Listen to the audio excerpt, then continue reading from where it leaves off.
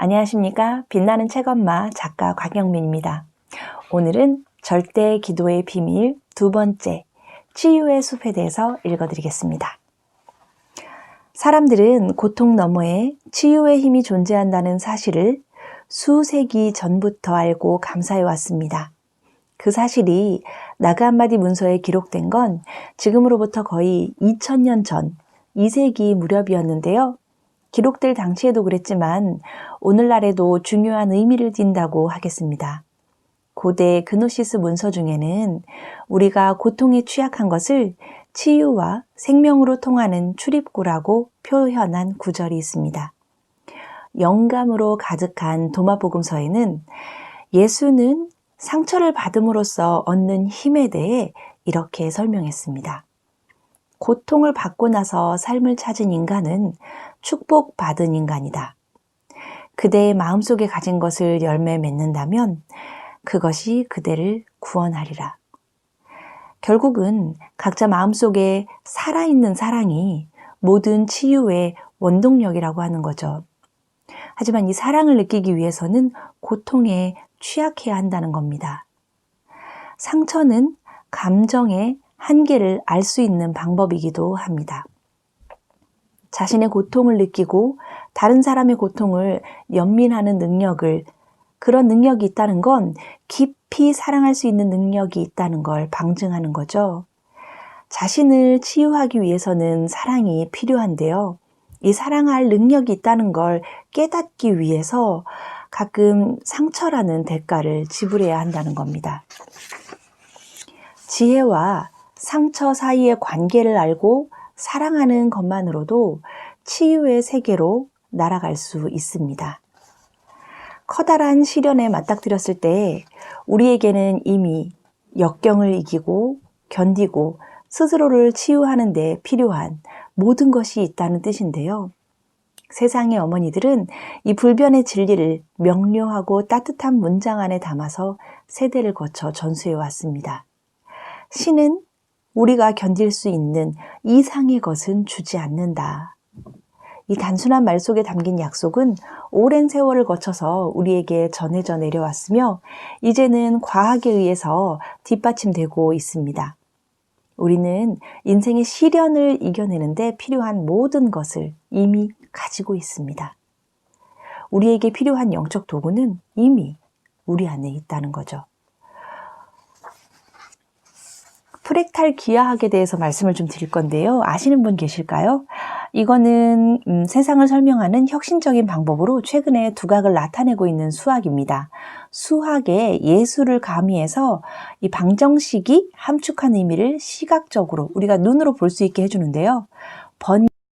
눈송이처럼 부분과 전체가 똑같은 자기 유사성을 갖는 모양이 계속 나타나는 구조인 프랙탈 기하학을 이용하면 삐죽삐죽한 산봉우리에서 혈관까지 해안선에서 시로라기까지 눈에 보이는 자연계의 많은 것들을 모델로 만들 수가 있습니다. 이렇게 가장 널리 알려진 프랙탈 패턴은 만델브로 방정식 혹은 만델브로 집합입니다. 수학인 베누아 만델브로가 1970년대에 창안한 살아있는 방정식이 컴퓨터에서 작동하기 시작하면 곡선과 나선, 레이스 모양이 짧은 시간 안에 모습을 바꾸면서 아름다운 패턴을 끊임없이 만들어내죠. 우리도 이걸 컴퓨터 화면 속에서 바탕화면 안에서 많이 본 적이 있었죠. 그건 마치 삶 속에서 역동적으로 펼쳐지는 감성의 파노라마를 대변하는 것처럼 보이기도 합니다. 나타났다 사라지기를 수없이 반복하는 그 패턴이 우리의 삶을 수놓는 수많은 관계와 사건과 그 속에 녹아있는 희노애락을 대변하는 것처럼 보입니다. 이 모든 패턴이 각자의 자리에 있을 때 균형이 이루어지는 것처럼 우리도 모든 조건이 갖춰져 있을 때 가장 큰 선물을 받게 될 뿐 아니라 또 가장 큰 시련을 겪게 됩니다. 이런 패턴들은 꼭 균형이 딱 맞아 떨어진 다음에야 분해되잖아요. 그러면서 더 큰 균형을 지니거나 한층 더 새로워진 패턴으로 진화하는 겁니다. 우리의 삶도 똑같죠, 여러분. 프랙탈 이미지가 짧은 시간 안에 균형을 이루는 데 반해서 우리가 살아가는 이 영적 도구를 축적하는 데는 그 시간이 정해져 있지가 않습니다. 우리 내부에서 특정 주기가 완성되려면 몇 개월, 수년, 수십 년 걸리는 사람도 있고요. 어떤 사람은 평생에 한 번을 이루지 못하는 경우도 있습니다. 흔히 우리는 같은 패턴을 좀 반복을 하면서 인생을 살죠. 비슷한 부류의 직장을 옮겨 다니고, 비슷한 사람을 만나서 사귀고, 비슷한 이성을 만나서 연애하고 나서 그 다음에 이제 깨달음이 오죠. 왜 그런 행동을 했는지 깨달음을 얻고는 하고 무릎을 치게 되죠. 여러분이 새로운 도시에서 새로운 동료와 새로운 일을 시작할 수 있는 이유를 생각해 본 적 있을까요? 이름까지 바꾸고 새로운 곳에서 새 출발을 했는데도 불구하고 전에 있던 직장을 그만두고 떠났을 때랑 똑같은 상황에 처한다면 여기서 여러분이 반복하는 패턴은 잘했다 못했다가 아니고 또 좋고 나쁨을 따질 수는 없습니다. 새 환경에서 아주 예전에 익숙한 패턴을 나도 모르게 반복하고 있는 자신의 모습을 발견한다면 그것을 인생에 대한 깨달음의 기회로 가져가면 되는 거죠. 자기가 처한 상황을 객관적으로 잘 바라보고 또 깨달음을 얻으면 더 나은 사람으로 성숙할 수 있으니까요. 사람은 이렇게 시련을 겪어야만 깨달음을 얻습니다. 균형과 변화의 순환에 면역이 된 사람은 없습니다. 가족과 친구가 얼마나 많고 얼마나 많은 책을 읽었으면서 또 얼마나 성공을 거두었든지 간에 누구든지 인생의 변곡점은 있게 마련이고요. 또 흥미로운 건 저마다 그 변곡점이 다 다른 위치에 있다는 겁니다. 아무리 자기 인생을 내 인생이 내 거라고 해서 내 인생을 조종하고 통제할 수 있다고 자신하더라도 모든 경험과 관계는 우리의 통제력을 벗어난 그곳에 있습니다. 우리 자신을 훈련하고 준비하기 위해서 거쳐지는 과정일 뿐입니다. 의식을 하든 못하든 경험에서 깨달음을 얻을 때까지는 시련을 겪을 수밖에 없습니다. 시련인지 아닌지 잘 모를 정도로 교묘하게 괴로운 일을 겪을 수도 있고요. 하지만 과거에 겪은 배신과 이 깨진 약속이 의미하는 바를 파악할 때 비로소 지혜와 내공이 생겨서 반복된 패턴을 깨고 여러분에게 새로운 삶을 시작할 수 있습니다. 서구 불교계의 선구자이며 스승인 라마 수르야 다스는 이렇게 설명을 했습니다. 모든 인생에는 기쁨과 슬픔이 있기 마련이다. 우리는 기쁨에만 집중하며 슬픔은 잊으려고 애쓰지만 인생에서 만나는 모든 것들을 깨달음의 계기로 삼는 게 얼마나 현명한 자세인가 라고 이야기하셨는데요. 이런 깨달음의 계기는 가끔 전혀 예상하지 못한 방식으로 우리를 찾아오기도 합니다.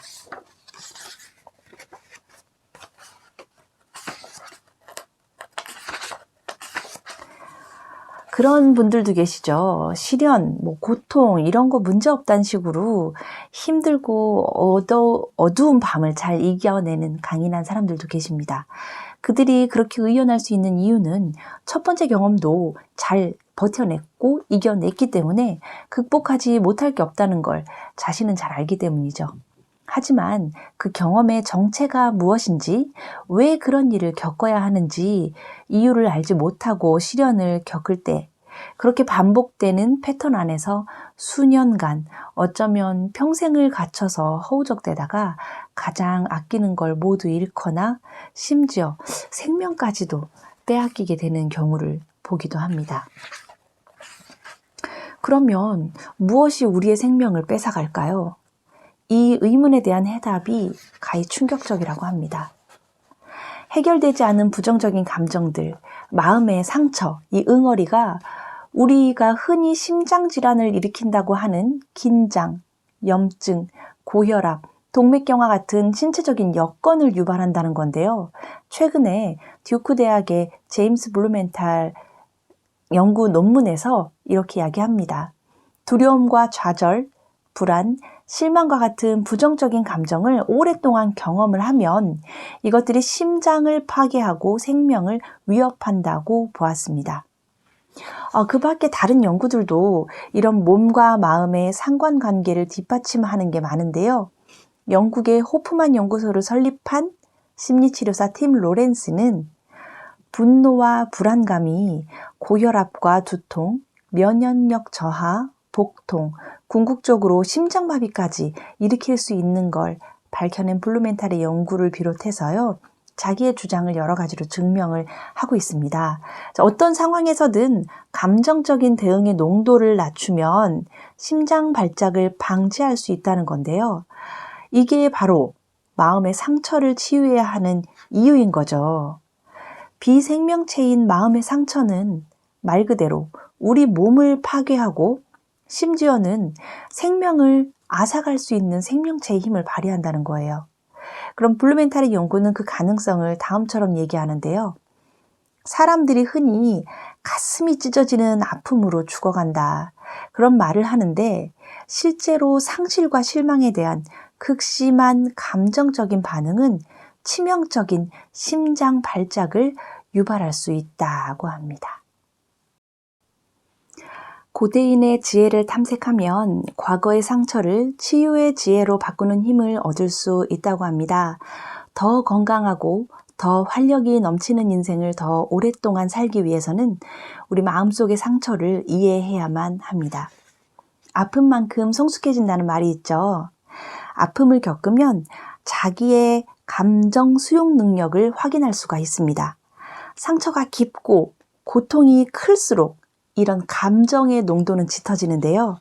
가장 큰 고통을 느낄 때 가장 큰 사랑을 경험할 수 있습니다. 용서도 상처와 직접적인 연관을 맺고 있는 걸로 보이는데요. 팀 로렌스가 말하기를 상처가 클수록 용서로부터 얻는 혜택이 크다고 설명합니다. 상처는 선택에 따르는 형벌이 아니라 사랑하는 능력을 확인하는 바로미터라고 볼 수 있죠. 이런 사랑이 가장 강력한 치유의 힘이라는 겁니다. 또한 사랑은 우리를 지탱하는 뿌리이기도 합니다. 행복할 때나 힘들 때나 사랑은 우리를 이끄는 힘이죠. 가장 쓰린 인생의 상처도 치유할 수 있는 약속이고요. 고대인들의 삶 속에 녹아 흐르는 사랑으로 상처를 치유했습니다. 우리도 그러기 위해서는 가장 쓰린 상처를 가장 큰 지혜로 바꾸는 길을 찾아야만 하는데요. 이게 그런 부분인 것 같아요. 상처를 주었던 그 사건이나 상황은 변하지 않습니다. 저한테 상처를 줬던 그 사람도 변하지는 않습니다. 하지만 그 상처를 받았던 나 자신은 그 고통을 대하는 마음가짐을 다르게 하면 치유의 힘을 얻을 수가 있다는 거예요. 인간의 믿음과 세상의 경험 사이의 이런 관계는 이제 21세기 최신 이론들의 강력한 지지를 받고 있습니다. 긍정적인 믿음뿐 아니라 부정적인 믿음에도 똑같은 원리가 적용이 되는데요. 감사와 공감과 사랑 같은 생명 친화적인 감정들은 저혈압이나 좋은 호르몬을 분비하고요. 또 면역력 강화나 건강에 이로운 조건들을 유발하는 걸로 밝혀졌습니다. 마찬가지로 노여움, 미움, 질투, 분노 같은 우리 생명에 해로운 감정들은 불규칙한 심장 박동, 면역력을 저하시키고 스트레스 호르몬을 올리든가 이렇게 생명을 위협하는 상황을 촉진한다고 합니다. 이런 원리에서 강력한 창조의 힘을 이해하는 실마리를 찾을 수도 있겠죠. 그 힘은 상처를 치유하는 사랑과 지혜와 공감이라고 작가인 그렉 브레이드는 믿고 있습니다. 마음의 상처에 새로운 의미를 부여한다면 평범한 시각을 뛰어넘을 수 있고요. 그런 상처에 새로운 의미를 부여하고 축복할 때 비로소 우리는 상처를 뛰어넘어서 도약할 수가 있습니다. 여기까지가 이제 절대 기도의 비밀 두 번째 치유의 숲에서 나오는 이야기입니다. 제가 얼마 전에 독서 모임에서 손정연 작가님을 만난 적이 있습니다. 저자 특강을 만나서 작가님이 얘기해 주시는 심리학 상담을 해주시는 선생님이시거든요. 이 선생님도 인정하라, 자신을 바라보고 사건에 대한 용서를 해주는 게 축복하라는 이야기거든요. 그 상황과 나를 상처 입혔던 그 모든 것들이 변한 건 없습니다. 그래서 보통 사람들은 그냥 숨어버리거든요. 아니면 잊어버려요. 저도 그랬거든요. 그냥 삭제하는데 그렇게 하지 말고 그 상처를 한번 객관적으로 되돌아보고 그랬었지. 아, 그때 좀 힘들었지 하면서 스스로가 인지하고 인정하고 넘어가야만 그때 상처받은 내가 조금 더 성장할 수 있다고 이런 과정을 거친다고 하더라고요. 절대 기도의 비밀을 보면서 작가님 이야기를 들으니까 아, 그랬구나. 그 말이 사실이고 진실이구나 하는 걸 많이 깨닫고 공감할 수 있었습니다. 지금까지 읽어드렸던 절대 기도의 비밀 두 번째 이야기가 여러분들께 도움이 되셨다면 구독과 좋아요 버튼 꼭 부탁드리고요. 다음에 세 번째 이야기로 또 여러분들과 만나 뵙기를 기다리고 있겠습니다. 지금까지 저는 빛나는 책엄마 작가 곽경빈이었습니다. 오늘도 좋은 밤 되세요, 여러분. 감사합니다.